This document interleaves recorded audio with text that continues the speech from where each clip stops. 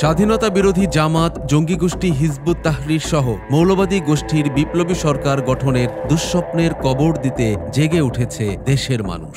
রক্কাটা শিবির ও হিজবুতি জঙ্গিদের সংগঠন বৈষম্য বিরোধী ছাত্র আন্দোলন ঘোষিত মার্চ ফর ইউনিটি কর্মসূচিতে যোগদানের জন্য রাজধানীর কেন্দ্রীয় মিনারে আসার পথে উগ্রপন্থীরা পথে পথে জনপ্রতিরোধের মুখে পড়েন। শেষ খবর পাওয়া পর্যন্ত বাগেরহাট ও গোপালগঞ্জে স্থানীয়দের প্রতিরোধ সংঘর্ষে অন্তত অর্ধশত আহত হয়েছে।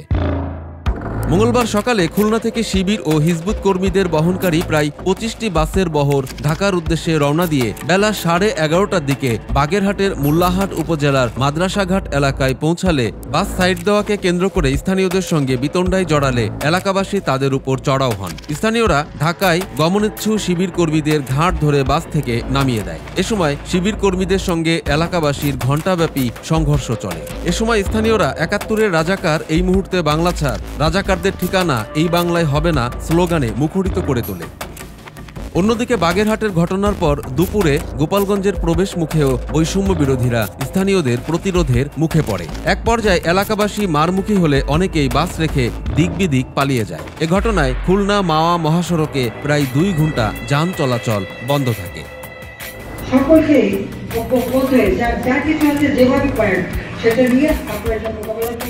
সম্প্রতি প্রবাসী আওয়ামী লীগের একটি কর্মসূচিতে দলের সভাপতি শেখ হাসিনা দুষ্কৃতিকারীদের হাত থেকে দেশকে মুক্ত করার জন্য সকলকে ঐক্যবদ্ধ হয়ে যার যা কিছু আছে সেইভাবে মোকাবেলা করার আহ্বান জানিয়েছেন।